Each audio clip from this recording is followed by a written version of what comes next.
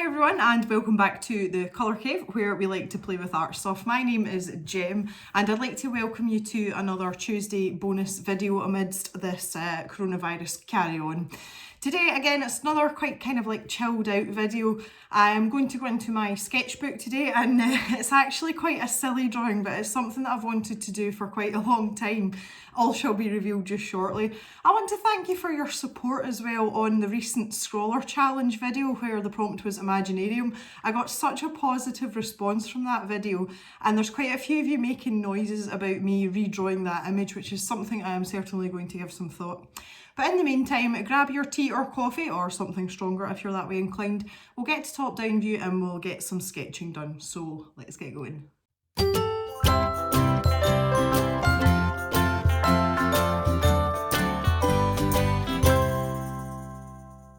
Just a little warning before we start, what I am going to be drawing today is in fact one of our arachnid friends, so if you have any sort of fear of spiders or you don't like them or you give you the creeps, this is probably not the best video to watch. I just thought it would be polite to point that out before we get started. So a couple of things here today. I have my trusty kneaded eraser, which is looking a bit worse for wear, and that's obviously so we can do some rubbing out. I've got one of these Pilot Colour Eno retractable pencils. I quite like these for initial structure lines and things. They are very erasable, which is why I like them, and they're also refillable, so I'm going to be using that initially. And then after that I've got three pencils here, and they're three pencils that I use all the time. I have an F grade pencil, and then just for some shading I have a 2B and a 5B again, which is grades that I tend to use a lot. So to tell you the story about where today's sketch is coming from, in our hallway between Mr. Jem's office and my office, there is a patch on the ceiling where there's obviously been a leak at some point and the roof has been taken down, you know, the ceiling's been taken down, and there's a bit of like plasterboard being put up, or drywall I think you guys call it in the States. And in the corner of where that has been put up there is a gap. And the gap goes in a sort of V shape, which you'll be able to see a bit more clearly in just a moment when I've finished sort of sketching this part out. And in that V shape lives a spider, and he has got a great big fat body and great big long legs, and we call him Boris. For any of you that are fans of older music, you will understand that reference, because every single spider in our house gets called Boris. And Boris is a big boy. So I kind of wanted to draw him in his natural habitat. I don't know if that sounds stupid or not, but yeah, so that's what we're doing today. And I'm more going to give the suggestion of Boris rather than drawing him in full, because quite often he sits with his little legs poking out down the crack and not much else. And I'm just assuming that he's just like hanging out and chilling out, you know, he's not really doing anything in particular. I'm using this F pencil now. This is really the first lines that I want to be seen, as it were. I'm just going to draw in the corner first of all.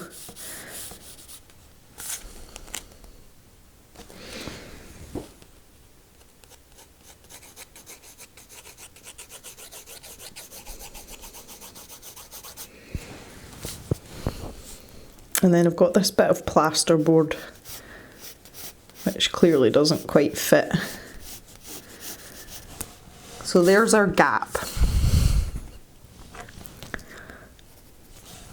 And we want Boris to be poking out here somewhere. Now I'm going to exaggerate him a good bit, obviously, because that's much more fun.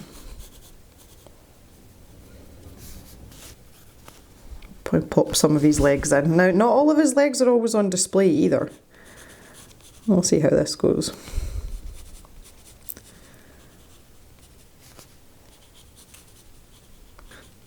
So the emphasis here on this drawing is really going to be about shading rather than what we're drawing, because the subject of the drawing is very, very simple, and it's how we're going to use the pencil to create the shading to make it look that little bit more creepy. So maybe we'll have some cracks in the walls. So what I'm doing here is I'm just differentiating between the the different planes of this corner. So this here is the ceiling, and we have one wall here and one wall here. So that's just starting to give me a little bit of dimension in this corner, and we'll work on that as the picture goes on. So the other thing I want to do as well is I want to put in the edge of this plasterboard, and it's been really roughly cut, so we're just going to emphasise that here. I'm glad though that people are enjoying my videos just now and liking the fact that there is an extra video for the time being. I know for a lot of you this is a really difficult time, especially if you are in close quarters with people that you may not normally be in with, you know, like if you have your kids at home, and some of you are having to homeschool as well, which I take my hat off to you for that one, I can tell you that. I don't think I'd manage that very well. So the first thing we think about when we're shading things, well, the first thing that I think about is the darkest part, and the darkest part is going to be this gap in here because we need to make it look like a gap. That is really, really important. So I'm taking my heaviest pencil, which is my 5B, and I'm just going to start to work along what is the edge of the plasterboard. Now I have penciled in these little legs, so I'm going to work around them. And that just gives me the starting point of where I'm going to really build up the shading as I go.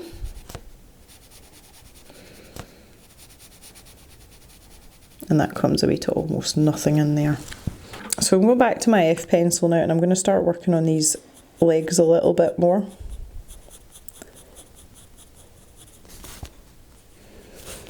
I think I want this bent in a bit more.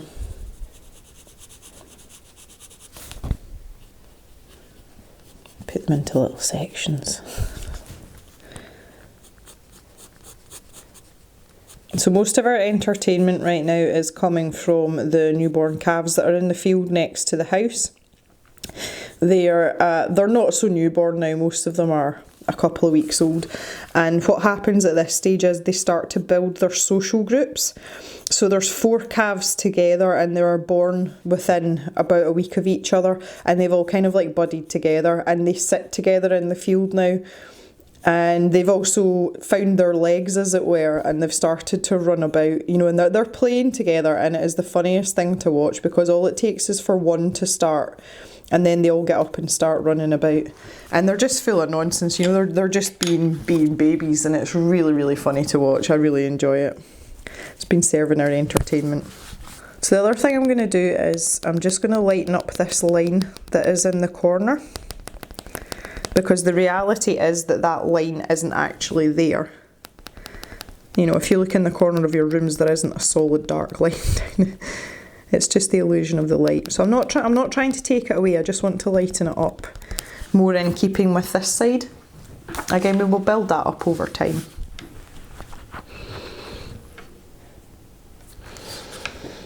So one of the things we want to do is try and anchor these legs to the wall, and the way to do that is by using a cast shadow. Now I'm not quite sure how dark I'm going to make these legs yet, so just with my 2B, which is my lighter one, I just want to have a little bit of a shadow round here, and again I will work away and build that up. And I'm really starting to define this line at the edge of this plasterboard.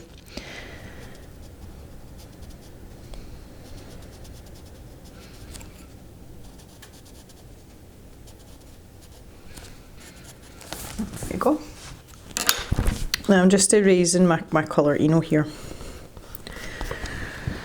Yeah, so we were having a conversation about the sort of state of play in the UK, you know, the lockdown situation with coronavirus and one thing and another, and not only is our Prime Minister hospitalised with it now, which I don't think is inspiring confidence in very many people at all.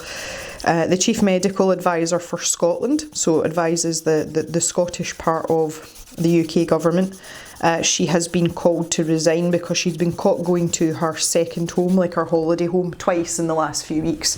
So everyone's kind of up in arms about it, and it doesn't really, you know, the fact that she's not preaching what she's telling everyone else to do, she's not practicing what she preaches, sorry, it's kind of a bit of a mess, to be honest. So things aren't great, but in all of this, you know, we've been given guidelines of what we're allowed to do, what we're supposed to do, what we're not supposed to do, and there's been no mention of the agricultural industry at all. At all. They talk about key workers, which obviously I think are very, very brave people, and I have utmost respect for them. And if I was in their position, I would be terrified, especially doctors and nurses. I would be terrified to go to work every day just now, I really would. And I think that they deserve a lot of respect. So if you are one of those people, I'm tipping my hat to you, metaphorically. There is no mention of the agricultural industry in any shape or form. Now, we are technically key workers because without us, there's going to be no food. And it's not going to be in the next 3, 4, 5 weeks. It's going to be in the next 6, 7, 8, 9 months. We work so far in advance. The grain that is being grown just now, that was planted in the autumn last year, and it's not going to be ready until August. So if we can't do work now, it causes problems later on. And it's the same whether it's livestock or whether it's crops. It makes no difference. And I think it's not even the fact that we've not been recognised. It's not about that, because farmers are farmers and we just get our heads down and get on with it. It's the fact that we've just not had any guidance at all, yet we are still being affected by what's going on. The most recent thing that's really affected farming for us is that the local livestock market, it still goes ahead, so you can still sell your animals, but you can't go and see them being sold, so you can't interact with the people that are buying your livestock. And the stock that we have gets sold on. They're just young stock, and they can be sold on for breeding or for finishing, which is taking them through to slaughter. And that's heavily impacting how we do business. So that's kind of, I don't know how to feel about it. I don't really have any feelings about it. It's more like an observation of the situation. But I'm just popping in my little studs here.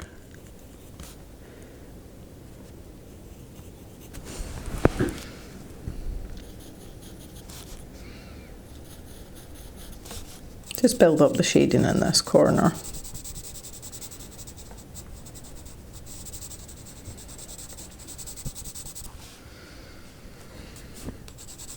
It's funny because with this drawing, normally when I have an idea like this, normally there is an objective or a point to it, in terms of actually doing some art.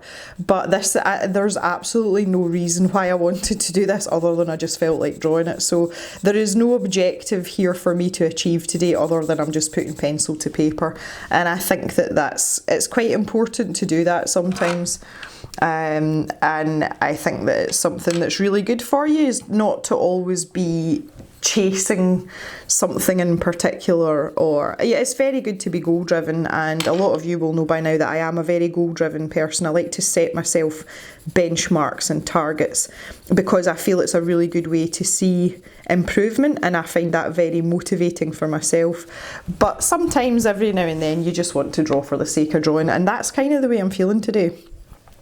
So don't expect, that we're just sketching in the sketchbook today. That's what this is all about, just chilling out, bit of rambling.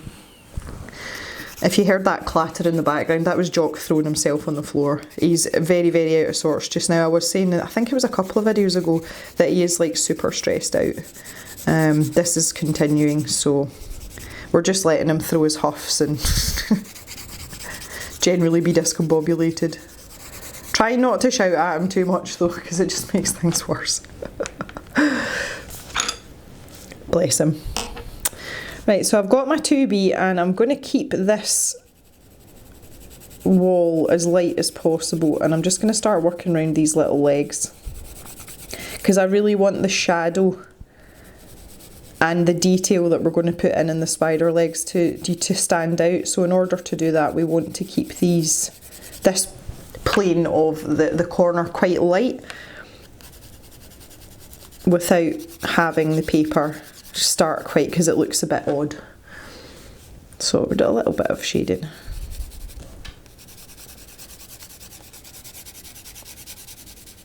But this is fun, like I really enjoy stuff like this. I think I'm going to make our spider's legs bigger and fatter. You know, sort of caricature them a little bit. I never thought I'd say that about legs, spider's legs. Wow, we're having an odd video today. I was thinking more like tarantula legs almost, and they're quite fat and hairy. In a nice way, obviously. It's just as well that Papa Jem isn't here. He's outside, he's working outside today, because I think he would probably have a fit if he knew that this is what I was doing today. Papa Jem's not very good with spiders. He's not very good with spiders. And it's something, honestly, and I don't mean to diminish anybody's phobias, and I know a lot of people do have, you know, the spider thing is a real phobia. I'll talk more about my own phobias in a minute and just give you a laugh. But it's something I've never really understood. In farmhouses, we suffer quite badly with flies during the summer. And obviously spiders they are kind of like essential in helping us control that. So if we have a spider in the house, we're quite happy to leave them to do their thing. And it's unfortunate for them, because they are these defenceless creatures who, you know, they're not going to try and bite. Well, most of the house spiders in the UK are not trying to bite you or anything. And I feel truthfully, I feel kind of bad for them. And we always leave them be and just do their thing. Obviously, if there's one crawling across your pillow, you know, I would move it before I went to bed. But we try and kind of like cohabit peacefully with them, because they're not really doing any harm. But yeah, I feel bad for the little guys, I do. Okay, so I'm going to sharpen up my 2B. No, I'm telling you lies. I'm going to sharpen up my F pencil. I want a really fine point on it. And we are going to work on putting some hair on our little tarantula legs. I'll make him a tarantula, because they have these little hairs. And they've got hairy knees as well, which I think is just adorable.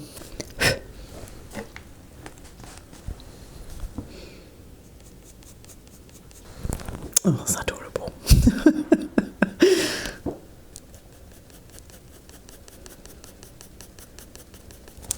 I want to zoom in a little bit more. I'm just putting in some texture there, just for fun.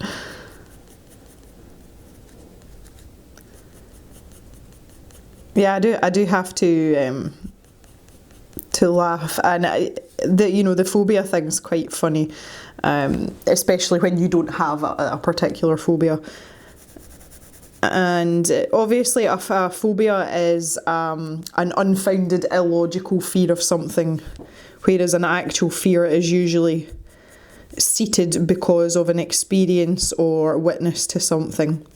So one of my phobias, well, it's my only phobia, is I have a fear of germinating and sprouting things. And it manifests itself mostly in the form of potatoes. I cannot stomach. See, even talking about it now, I can feel my stomach starting to turn. Potatoes that are sprouting invoke a physical response in me, and I have no idea. And I first found out about it when I was a student at university. One of our tasks before we sort of went into our specialised, branches, we all had to do some plant science at the beginning of our first year. And one of the things that we had to do was we had to look at seeds at the various stages of germination under a microscope, and then we had to sketch them. And I was really excited about the sketching part, obviously. And when I started looking under the microscope, I started to feel really sick, like that sort of horrible nausea came over me. And it was these seeds. Oh, I don't even want to talk about it. But at home, potatoes are obviously something that we have in abundance, and I can't cope with it, and I don't know what it is. For example, bean sprouts. I eat bean sprouts in a stir fry all the time, and they're fine because they're not attached to anything. And I looked it up because, most phobias have like a recognised name, and there is nothing like I am actually a nameless phobia. And when I said to my lecturer about it, I was like really apologetic, and I said to her, I was like, look, I can't do this. I think I'm going to be sick. And she smiled and she said to me, she says, that's funny because you're not the first person to come and tell me that. And she'd been teaching the same course for years. And she gave me drawings of the seeds in the various stages of germination instead of having to look under the microscope. And that was fine. It was so weird. So that's how I found out about my weird phobia, but I can't stomach it, and if there is a sprouting potato in the cupboard, I have to get someone else to deal with it. I can't make it unsprouty, I can't touch it. It makes my hands sweat, and it makes my stomach turn. You know, some people are like squeamish with needles. That's the feeling I get, and it is absolutely awful, and I wouldn't wish it on anyone for any phobia. So there you go, I have a fear of sprouting potatoes. It's just not right at all. So yeah, there you go. Talk about things. I mean, it's not going to hurt me. You know, it's not like it's going to come and bite me or anything. But I can't deal with it. Like I totally can't deal with it. And all my friends are like, "You are such a weirdo." Like, I know. I'm sorry. I can't help it.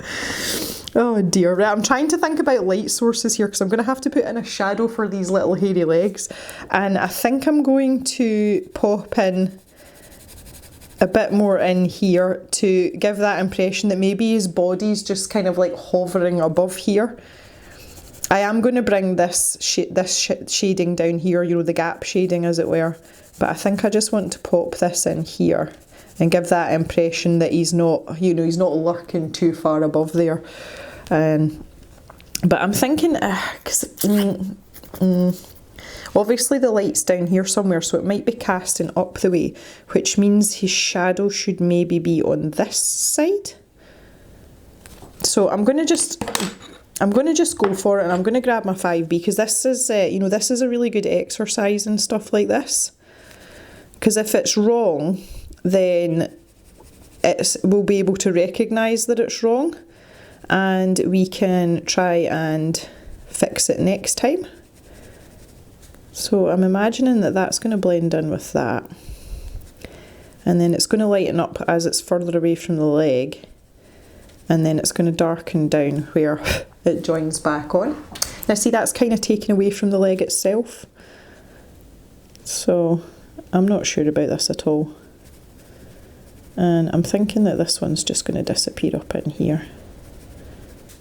I think maybe this one's too dark. Okay, we can work these out. This will be fine. Go back into my corner here. So an actual fear that I have that is completely and utterly justified is spiral staircases. As a slightly younger, okay, a lot younger adult, I fell down a flight of them. I had heels on, and it was one of these cast iron sets, you know, with the gaps in between the actual stairs, and I fell down and I hit my head. Alcoholic beverages may or may not have been involved, but since then I'm paranoid that I'm going to lose my footing. I will go up and down them, but it is under duress, and I'm more comfortable if I've got someone in front and someone behind me, and that's just purely the fear of falling and injuring myself again. So that's a logical fear. So I would love to hear any of your phobias and also your fears too. That's something I would be really interested to hear about. So if you care to share, please do so in the comments. I think it's always really interesting to find out about how people's brain works and, you know, things like that. The thing is that there's some fears and phobias that I can understand. You know, heights is one of them. That I think that's a very natural thing. And personally, I'm not bothered by heights at all, but I understand why people are scared of heights, because it's a really unsafe thing to be. You know, it's not natural for a human being to be really high up. So I totally get that, and I think that's perfectly logical. And then there's some others that I don't understand. I met a lady once, I can't remember whether she used to work with us, I can't quite remember, but there was someone, and she had a fear of buttons. She didn't like buttons, And I think it was kind of like me with the sprouting potato thing. But I really struggled to understand what was so offensive about a button. And unfortunately, they're on everything. So, yeah, I was like, that's pretty unfortunate phobia. Let's be realistic. What are you going to do with that one? And she hated them. And I was always really curious. And I looked at her clothes like every day just to see if there was a button somewhere, to see if she'd, you know, gotten over it and managed to get dressed with some buttons. I never found any buttons though. It was very strange. But she couldn't explain it, like she couldn't explain why it was an issue for her. And to this day, I don't know why it was an issue for her. But she invoked the same negative response in her that sprouting things do in me. So it's this. Do you know the other thing as well? Bulbs. See if you've got bulbs in a pot or in the garden. And if the bulb isn't completely covered over, you know, if like the bottom's exposed and I can see the roots, oh no, just no. Which is really weird because I really like flowers as well, but I just can't deal. Right, I think I want to make these spider legs a lot darker now, because you can see that everything's just sort of blending in here. So I'm going to lighten up that shadow. This first shadow was way too dark. So I'm going to try and take some of that away. And I want the spider legs to be the darkest thing. So I'm back to this F pencil because it's got a very sharp point on it and it's quite a hard pencil, so it's easier for me to add in the details here. I do want to leave a little bit of the white of the paper showing, just so that we can see that there is texture on it, but I still want it to be darker than the shading and the shadows and the walls. The only thing that should be darker than the legs is this gap where it's coming from, because obviously there's no light up in that gap. So, is these legs looking kind of cute already, this first one? Bless him. Look at his little hairy feet.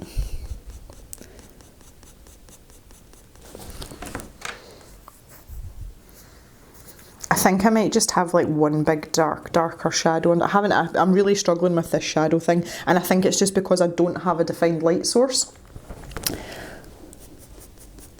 But we'll keep going for now.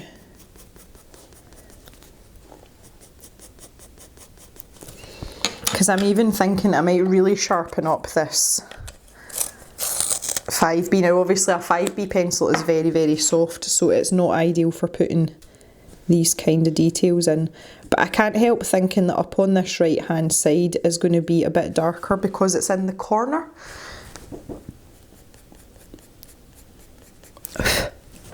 So maybe even just a few strokes.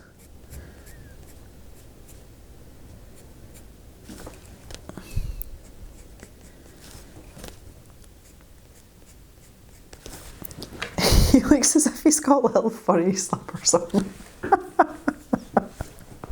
I'm going to have to change. I think I'm going to have to make this bottom part a little bit pointier. It's not sinister enough. He looks far too cute. It was like Katara commented on my Imaginarium video and she said that my angry mountain looked fluffy and cute. That's kind of the situation we've got going on here. There we are. Yeah, oh yeah, that's much better. Much better. So maybe I want it to be casting like a big long shadow down the wall here. Oh, make it look really creepy.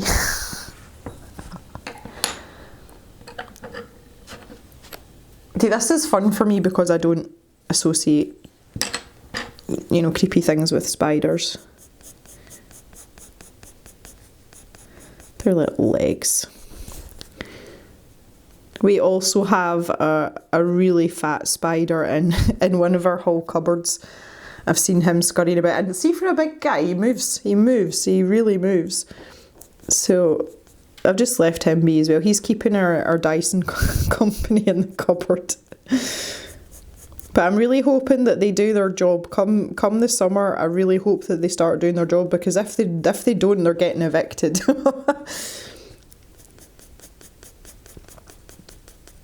We haven't seen any warm weather yet. We were supposed to have all this warm weather at the weekend, and apparently people in London were getting moved on by the police for being out sunbathing in like public parks and stuff. And I'm like, well, you know, chance would have been nice. We didn't get any of that. It was slightly warmer than it has been. You know, the temperature is starting to sort of climb, but it wasn't, you know, it wasn't anywhere near tropical.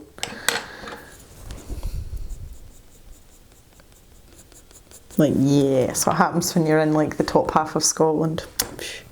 I still really don't know what to do with this shadow for these legs. I think I'm just going to finish working on these legs, and I'll think about that afterwards.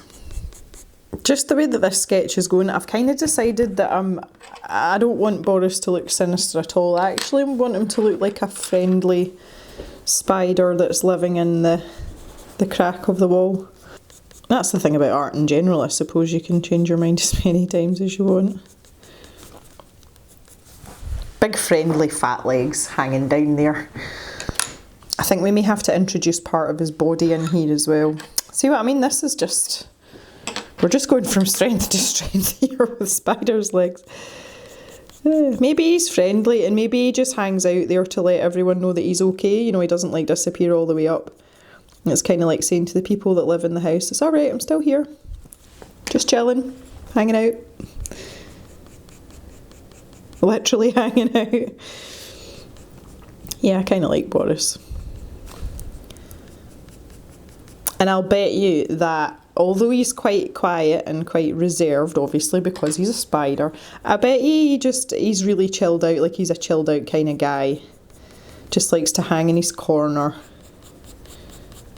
Just mellow out here for a couple hours, and then I might go and try and build a web.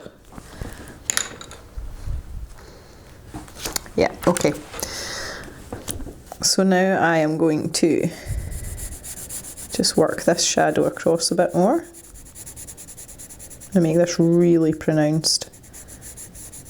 Because it is quite, you know, in my home, in the actual place where this has happened, there is a substantial gap in the wall, in the ceiling. And quite frankly, the funny thing about it is that is like the least of our problems just now, is this gap in the ceiling with a spider in it. But we can't get, you know, just because of the renovation work that's been done, we can't get building supplies or anything now. So what has been done is now lying half finished. Thankfully, the plumbing work's been done. We have sockets hanging out the walls and things though, because our electrician won't come back now because it's non-essential. So that's a bit of a bummer. And there's not much anyone can do about it, so yeah. Okay, so I'm giving the appearance of a body under here. I'm making that really dark.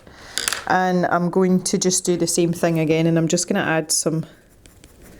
I'm going to have to do it with the 5B though. I'm just adding some little furry little spidery friend. Okay, so we're just going to work on the rest of the walls now and start to build up a little bit of shadow in these corners. I actually think I'm just going to have I'm going to cast his shadow down this way. So I'm going to try and remove some of what was here. Let's try and take this away. Those are teeny tiny spaces though. Because my other thought there about a light source, and you know, it's something I'm quite obsessed with, light sources in general, and when I'm colouring and when I'm drawing, but maybe there's a ceiling light here. So this would be, that would make sense why this part would be paler. You know, the light's going to cast down that way, which would make this a nice dark corner and also give you some sort of shadow coming down the way. So I think we'll do that instead. So I'm going to do it with the 2B to begin with. Just, you know, make it join onto his feet. I'm actually quite enjoying this shadow here. This one not so much. Yeah. And I'm just going back in here with my 2B. Now, I think I want to darken up this corner a bit more. But I want to keep that sort of clear defined line of where the the plasterboard is, because there isn't so much of a gap on that side. Okay, and I'm just going to take away some of this. I don't know if the microphone will pick that up either, but if you can hear that banging sound, that is Papa Jem fixing a ring feeder outside. The cows bust up one of their feeders and he's trying to put it back together. He's going to weld it back together. I feel like we've only got half a leg here. Okay, I think I'm quite happy with that. It's just kind of fun. It does look a lot better from a distance. I was going to start blending out the walls and everything, but I'm actually quite enjoying the kind of grubby, grotty texture it's given. It kind of just encompasses the state of my entire house just now in terms of its decorative order. I think what I am going to do is, now that I see this pulled out though, I do want this to be darker because the plasterboard is grey. So I want to give that a more uniform colour all the way over. Now, just while I'm here, I've got this tiny Tombow mono eraser and I just want to take away some of the pencil here, not all of it, and just harden that edge a wee bit. And again, this is where the plasterboard, because it's been so poorly cut, I would just like to point out that it's none of my current tradesmen that have done this. This was a previous endeavour from the previous occupants. But the plasterboard, it's just like a really rough edge and it looks awful.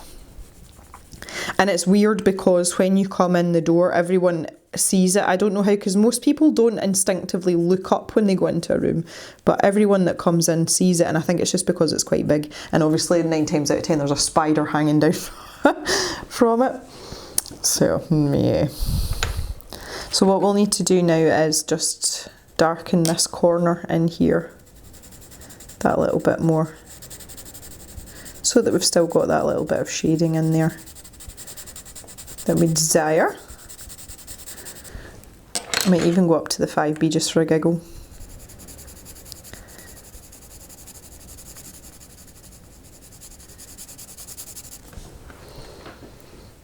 There we go. Right, I think I'm going to call it quits there, guys. So I think it's only fair and right that we label this properly.